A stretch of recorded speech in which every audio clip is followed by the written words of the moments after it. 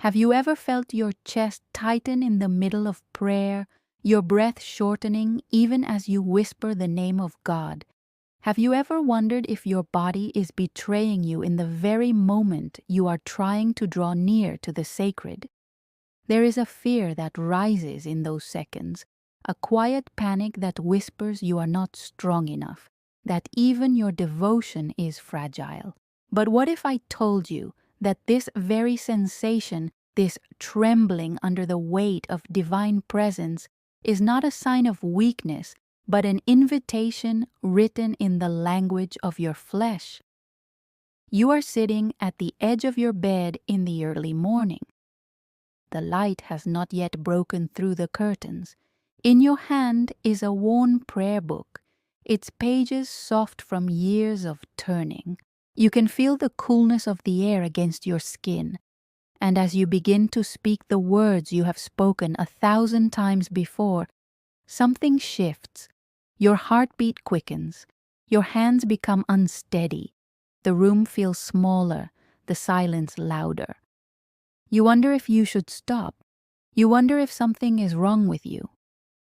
But listen closely now, because what I am about to tell you will change everything. This is not random. What you are experiencing is not a malfunction of your body or a distraction from the enemy. It is a response, a holy response to the nearness of something greater than yourself. Your body knows before your mind can name it. Your nervous system is not failing you. It is waking up to the presence of the divine. The stress you feel, the tension that grips your shoulders and races through your veins, is the friction between the finite and the infinite. You are standing at the threshold and your entire being is aware of it. Saint Seraphina, who spent 40 years in solitary prayer on the cliffs overlooking the sea, wrote in her hidden journals of this very phenomenon. She called it the trembling of the veil. She said, "When the soul draws near to God, the body must learn a new language, and that learning is written in sweat and shortness of breath." She understood that the human frame is not designed to hold the fullness of divine light without adjustment, without struggle, without a kind of sacred rewiring. She did not fear the stress. She leaned into it. She let it remake her. What is happening in the unseen when you pray under stress? Your soul is reaching upward, straining against the limitations of flesh and time. And in that moment, the heavenly realm responds. Angels who are tasked with the protection and encouragement of those who seek God lean closer. They do not intervene to remove the stress. They witness it. They honor it. Because they know that stress in the presence of prayer is the mark of someone who is pushing beyond comfort, beyond the shallow waters of casual faith. Grace does not flow only in moments of peace. Grace flows most powerfully when you are straining, when you are uncomfortable, when you are vulnerable.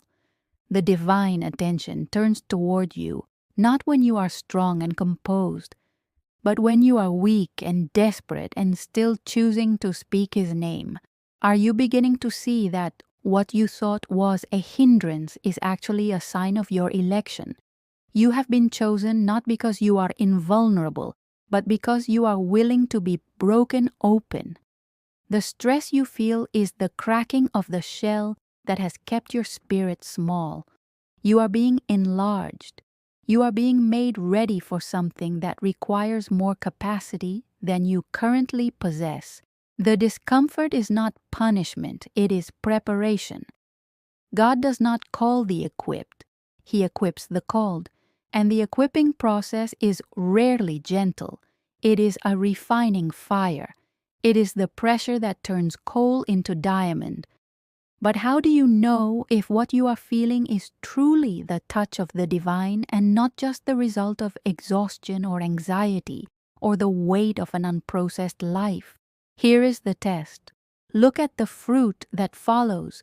Does this stress, when met with prayer, eventually lead you to a deeper peace?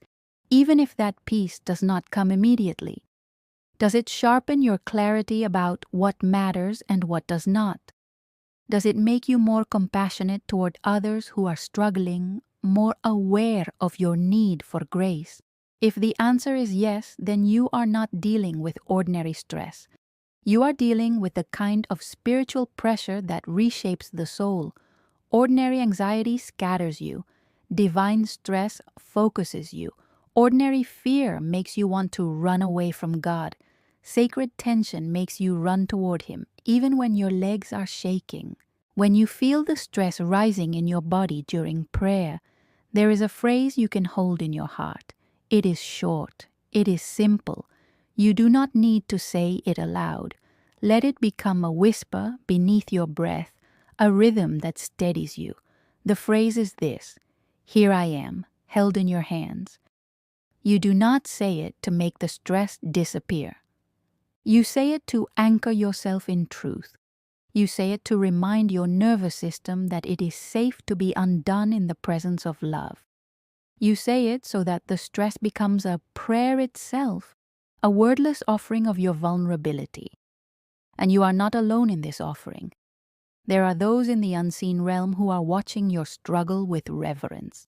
The saints who endured their own dark nights, their own moments of trembling before the altar, they see you. They recognize the signs. They know what it costs to remain in prayer when everything in you wants to flee. They are interceding for you even now, speaking your name before the throne, asking that you be given the strength to endure just one more breath, just one more word, just one more moment of surrender. You are surrounded by a cloud of witnesses who know exactly what you are going through, because they have walked this path before you. You are held in a web of intercession that stretches across time and space. Every time you choose to pray despite the stress, despite the fear, despite the racing of your heart, a victory is recorded in the heavenly realms. It may not feel like victory. It may feel like barely surviving.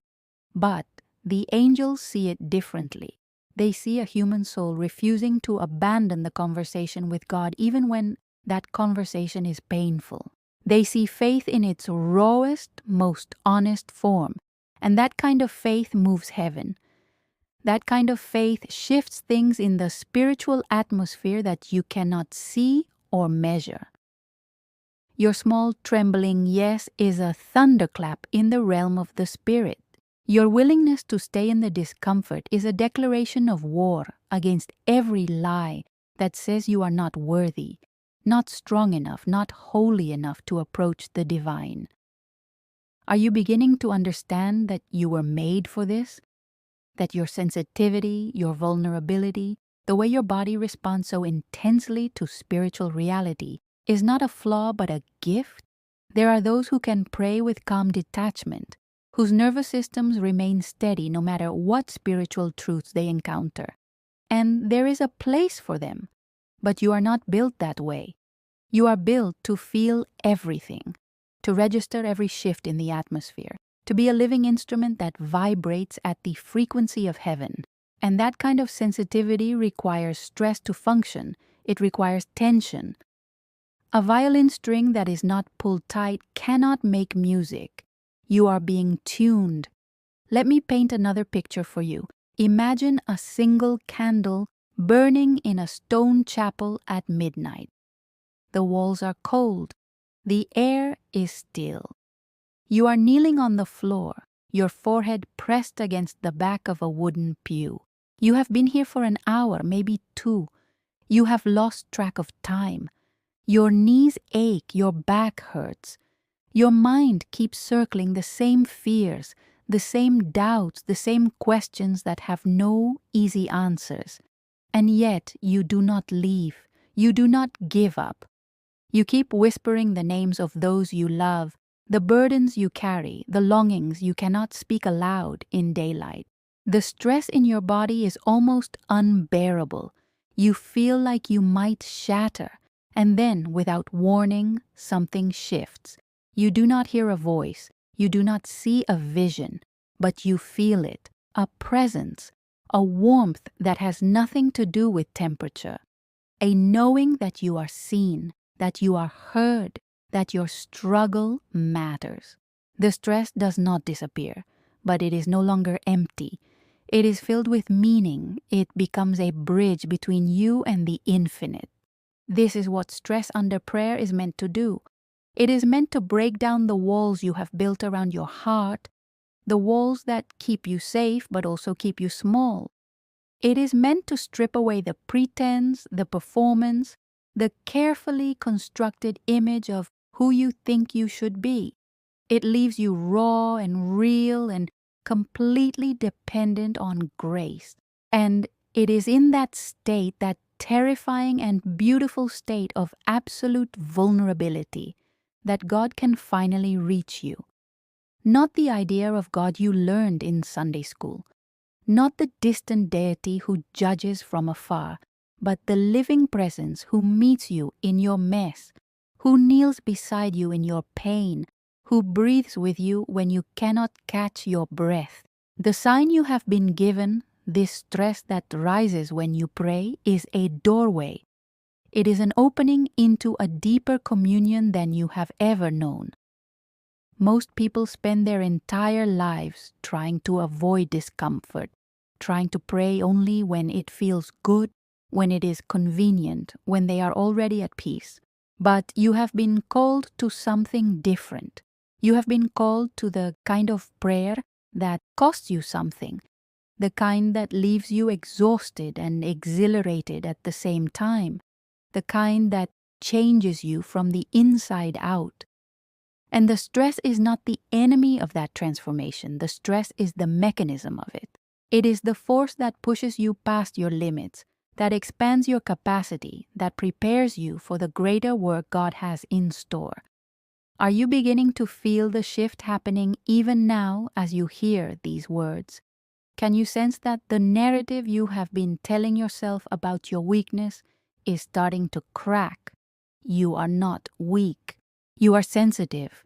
You are not broken. You are awake. You are not failing at prayer. You are succeeding at a level most people never reach because they never let themselves feel this much, risk this much, need this much.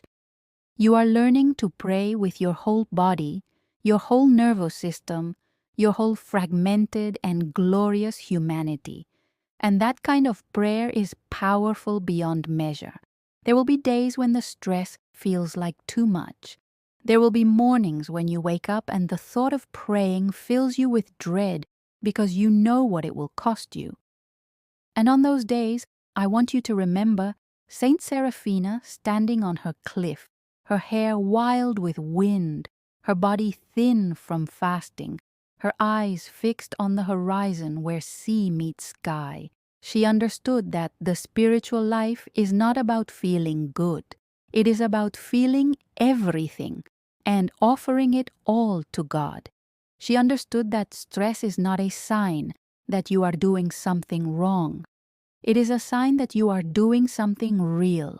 So what do you do now? How do you move forward with this knowledge? You begin by honoring the stress instead of fighting it. The next time you feel your chest tighten during prayer, do not interpret it as a problem to be solved. Interpret it as a signal that you are touching something true. Breathe into it. Let it be there. Speak your simple phrase. Here I am, held in your hands. Let the stress move through you instead of getting stuck. Let it become a wave that carries you deeper into the presence of God. And when the prayer is over, when you finally rise from your knees or lift your head from your hands, notice what remains. Notice if there is a clarity that was not there before.